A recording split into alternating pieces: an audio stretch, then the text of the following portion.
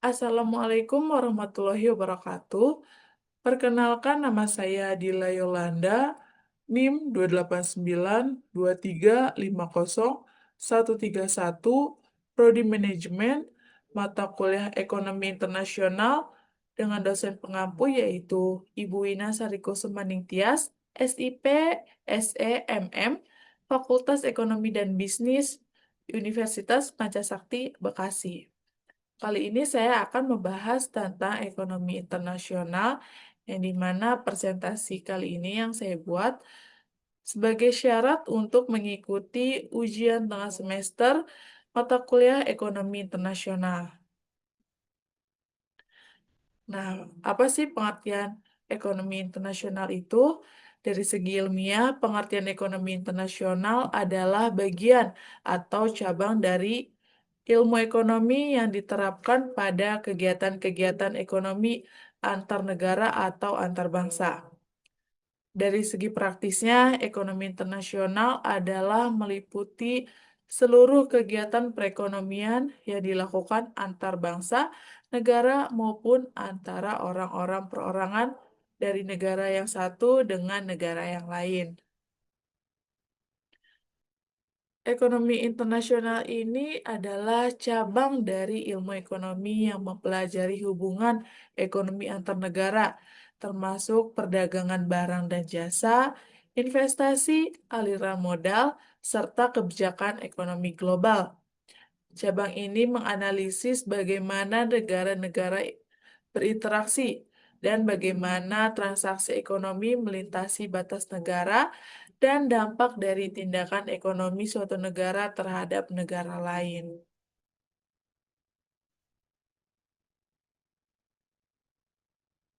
Sini ada ruang lingkup utamanya, yang dimana pertama ada perdagangan internasional, yaitu mempelajari bagaimana negara-negara bertukar barang dan jasa. Ini mencakup teori perdagangan seperti keunggulan komparatif dan analisis kebijakan seperti tarif dan kuota. Yang kedua ada keuangan internasional, yang di mana keuangan internasional ini menelaah aliran modal dan investasi antara negara di pasar keuangan global, serta dampaknya itu terhadap nilai tukar mata uang. Selanjutnya ada makroekonomi internasional, yaitu mengkaji isu-isu ekonomi secara keseluruhan di tingkat global, seperti stabilitas keuangan global dan dampak transaksi internasional pada perekonomian internasional.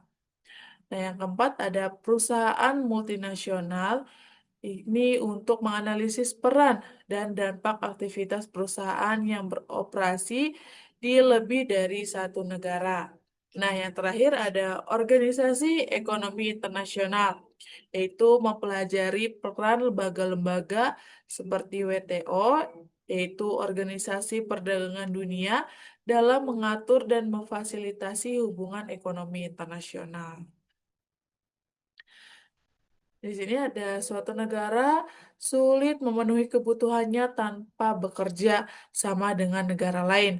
Perkembangan teknologi ini yang makin pesat, spesialisasi pekerjaan yang makin tajam membawa konsekuensi makin banyak barang-barang dan jasa-jasa dari berbagai jenis maupun kuantitasnya yang diperlukan manusia.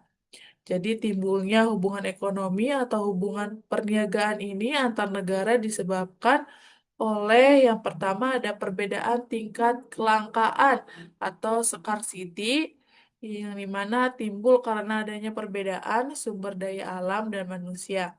Sementara kebutuhan manusia bersifat tidak terbatas, baik dalam jumlah maupun jenis serta relatif dinamisnya, sehingga muncul berbagai kemungkinan pilihan untuk memenuhinya.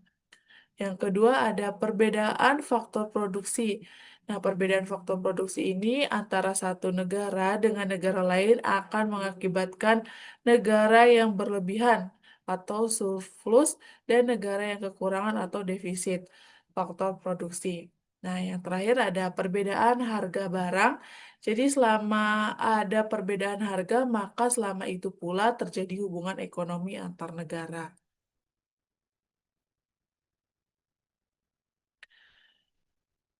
Hubungan ekonomi antara negara itu meliputi berbagai macam kegiatan yang dapat digolongkan dalam tiga bentuk, yaitu yang pertama hubungan ekonomi yang terjadi karena adanya pertukaran atau perdagangan barang dan jasa yang dihasilkan.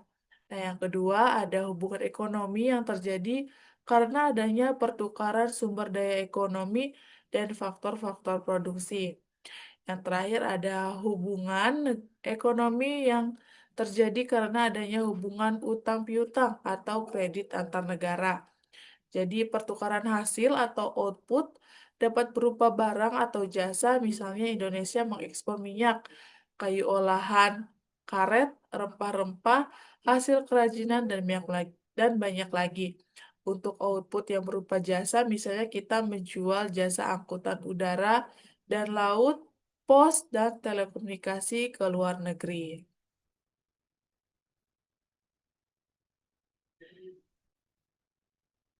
Di sini adapun faktor penghambat perdagangan internasional adalah sebagai berikut. Yang pertama yaitu tidak amannya kondisi negara. Nah, adanya peperangan, kerusuhan, negara lain akan merasa takut dalam melakukan perdagangan. Yang kedua ada kebijakan ekonomi suatu negara. Jadi setiap negara itu mempunyai kebijakan ekonomi yang berbeda-beda. Nah, terkadang itu kebijakan tersebut ada yang menghambat proses perdagangan internasional, yaitu contohnya pembatasan jumlah impor. Yang ketiga yaitu ketidakstabilan kurs mata uang asing. Yang terakhir yaitu sulit dan besarnya rasio proses pembayaran antar negara. Jadi negara-negara importer akan mengalami kesulitan dalam melakukan pembayaran ketika melakukan kegiatan perdagangan internasional. Resikonya itu perampokan dan pembajakan. Jadi pada umumnya negara eksportir memilih melakukan pembayaran melalui telegraphic transfer, clearing, atau menggunakan LC.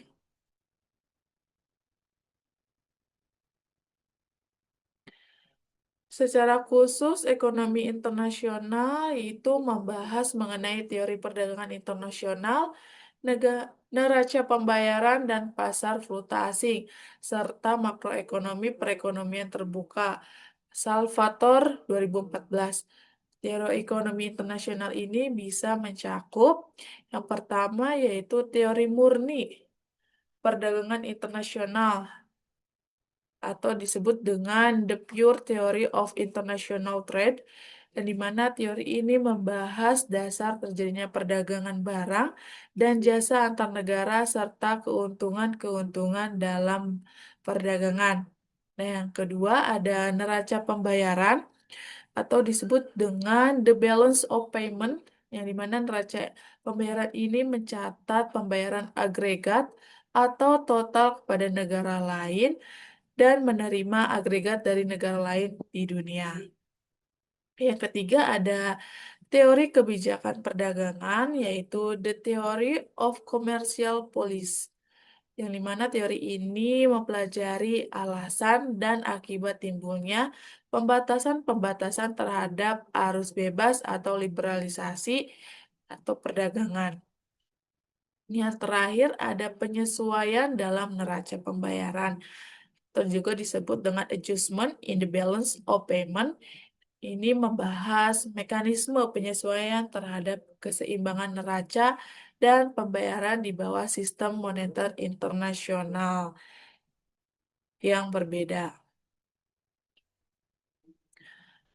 Lanjut ke tujuan ekonomi internasional, yang dimana tujuan ekonomi internasional itu untuk mencapai tingkat kemakmuran bagi masyarakatnya pada suatu negara. Jadi tujuan itu dapat dicapai dengan mengadakan kegiatan-kegiatan dalam bidang perdagangan, investasi, pengkreditan, pengangkutan, peransuransian, diplomasi, dan lain-lain. Selanjutnya ada kerjasama ekonomi internasional.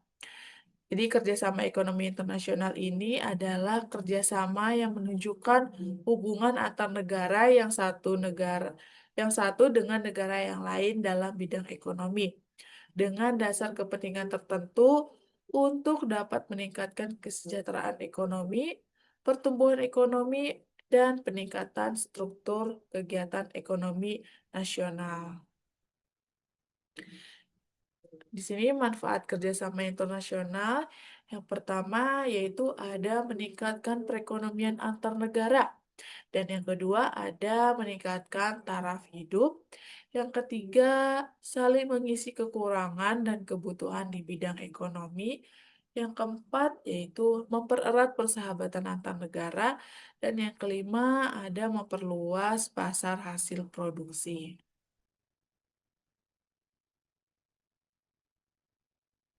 Bentuk-bentuk kerjasama ekonomi internasional ini ada kerjasama ekonomi bilateral, yaitu untuk bentuk kerjasama ekonomi yang terjadi antara dua negara.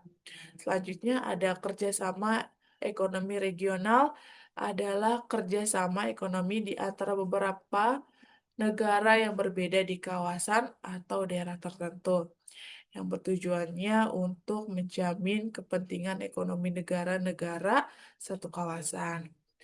Selanjutnya ada kerjasama ekonomi antar regional.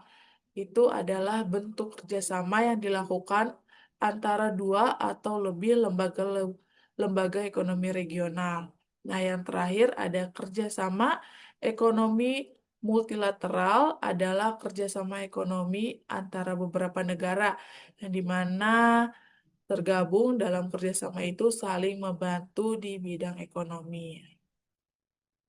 Selanjutnya ada kebijakan ekonomi internasional, yaitu kebijakan ekonomi internasional ini adalah keseluruhan tindakan pemerintah suatu negara yang bertujuan untuk meningkatkan laju pertumbuhan ekonomi, meningkatkan pendapatan negaranya dengan melalui kegiatan yang mendorong ekspor dan mengatur atau mengendalikan impor. Nah, yang kedua ada keseluruhan tindakan tersebut, baik secara langsung maupun tidak langsung, akan memperoleh komposisi serta bentuk dari perdagangan dan pembayaran internasional. Tujuan kebijakan ekonomi internasional ini antara lain yang pertama ada autarki, di mana tujuan autarki ini bermaksud untuk menghindarkan dari militer pengaruh-pengaruh negara lain, baik pengaruh ekonomi atau politik. Nah, yang kedua ada kesejahteraan atau welfare, yang dimana dengan mengadakan perdagangan internasional ini, suatu negara akan memperoleh keuntungan dari adanya spesialisasi dan kesejahteraan meningkat. Yang ketiga ada proteksi. Tujuannya itu untuk melindungi industri dalam negeri dari persaingan barang impor. Nah, yang terakhir ada keseimbangan neraca pembayaran, terutamanya bagi negara yang mengalami defisit dalam neraca pembayarannya. Posisi ini cadangkan valuta asingnya lemah.